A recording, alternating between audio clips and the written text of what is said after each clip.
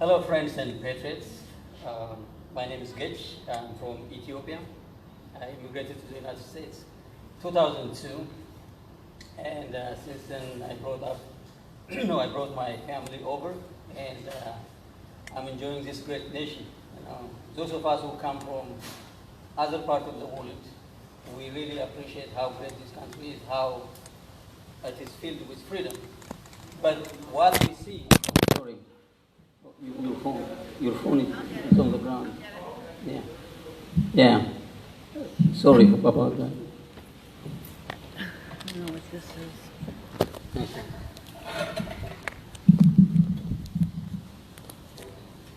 So America is truly a great nation, full of freedom, and the sky is the limit. I'm so grateful about that. But these days, it looks like it is changing. So it's very it's a chaotic and turbulent time we are in.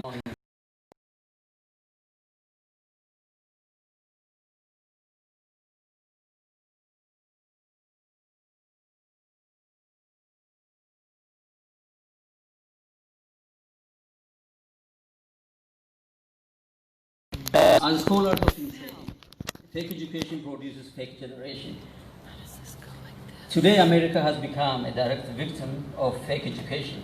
American public school system have long declined, and now American students are ranking behind many other industrial nations. Fueled by this fake education and coupled with the enemy within and without, our children are attacking and destroying their own history right here in America. Very sad. We all witnessed the toppling of Christopher Columbus statue across the US cities, and it started in 2018, like 2 years ago, in Los Angeles, California, by the support of the Democrat Council members. In 2020, I think, a few weeks ago, in New London and other cities in Connecticut, it has been happening. And other Democrat states are also doing exactly the same thing, just toppling left and right the statue of Christopher Columbus. Sliding. So why do they hate Christopher Columbus? What is the crime of Christopher It's Columbus? You may ask. sliding. What is the ideology that drives such hatred today? It is worth answering these important questions. Many believe that it is because of their obsession with hatred for God and Christianity, hatred for churches and synagogues, but not against other house of worship. Double standard. Love for socialism and control. I came from a socialist country. I have been in socialist system for 17 solid years, and I have witnessed how terrible socialism is. So terrible. We don't want that in here in the United States. No. No. And their hostility toward this capitalism, free thinking, and the Judeo-Christian value Wait. that brought America to such greatness. So one of their magazines, Socialism and Liberation magazine, would tell us that to celebrate Columbus is to celebrate a legacy of genocide, slavery, rape, and murder. Was he really a rapist, a murderer, and genocidal person?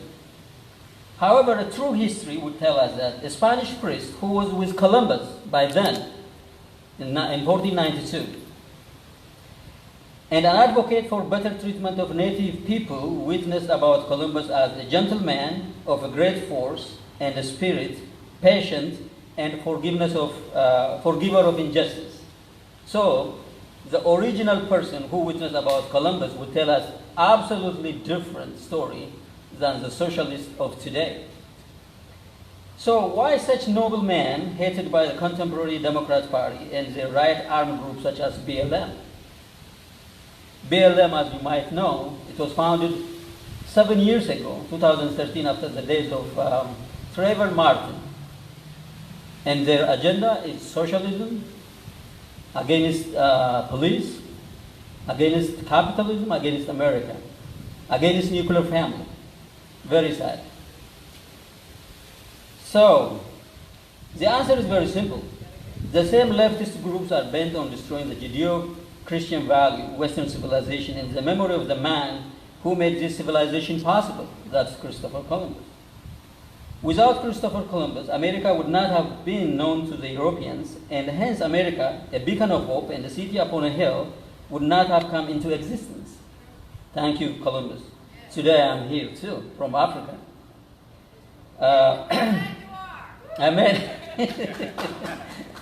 He's a redeemable sin simply because he laid a foundation for this great country and the spread of Christianity across the Atlantic.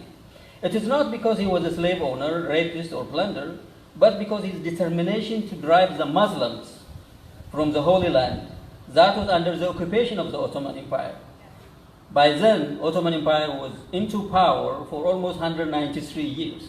They started 1299, they ended 1918 during First World War. So, if his sin was truly slavery, they would equally be outraged as the Prophet of Islam, or Muhammad, who traded in and owned slaves in Africa, African slaves. The Arabs, actually, one of his first slaves was an Ethiopian, my countryman. The Arabs, soon after his death in 632, drove 140 million plus African slaves to the Arab world following the Prophet's teaching. That is 99.9%, compared to the 400,000 that ended up in South America and in the southern part of the United States. Slavery was in the south, as we know. It wasn't in the north. So, 0.002% came to this side. 99.9% went to the other side. So that would, before I say that, as we speak, North African Arabs are raiding, killing, and selling dark-skinned Africans in Libyan open market. Today, they are selling Africans in Libya. Can you believe that? And the Western media wouldn't say nothing. Academia is silent. Everybody is keeping quiet. But people are being sold like sheep, like chicken. Very sad. 54 countries came together. They turned their face around. And they still, like about 6 months ago, they were lamenting about the... So, the African Union created in the image of United Nations, but they do nothing. The media and the Western academia and even the Black Caucus in America, the Black Caucus, who were descendants of the victim of such heinous acts against the black race, are comfortably silent. What if I did this? I think someone would expect from them more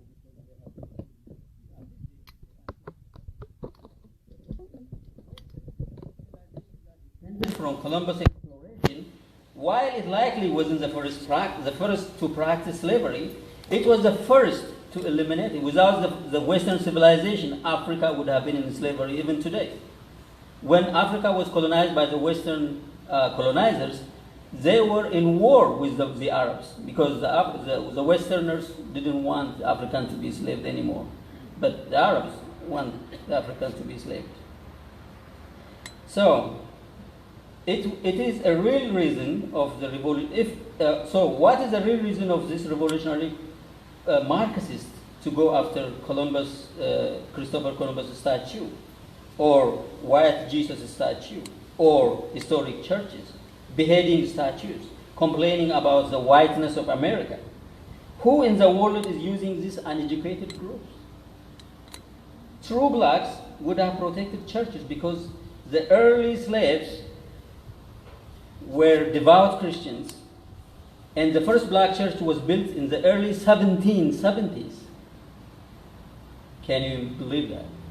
That is as old as the Constitution, the Declaration of Independence. I guess. The Declaration of Independence was 1776, if I'm not wrong. So even then, the slaves had churches in this country. That was as old as the Declaration. We build churches, not burn down them. We love building churches, we blacks.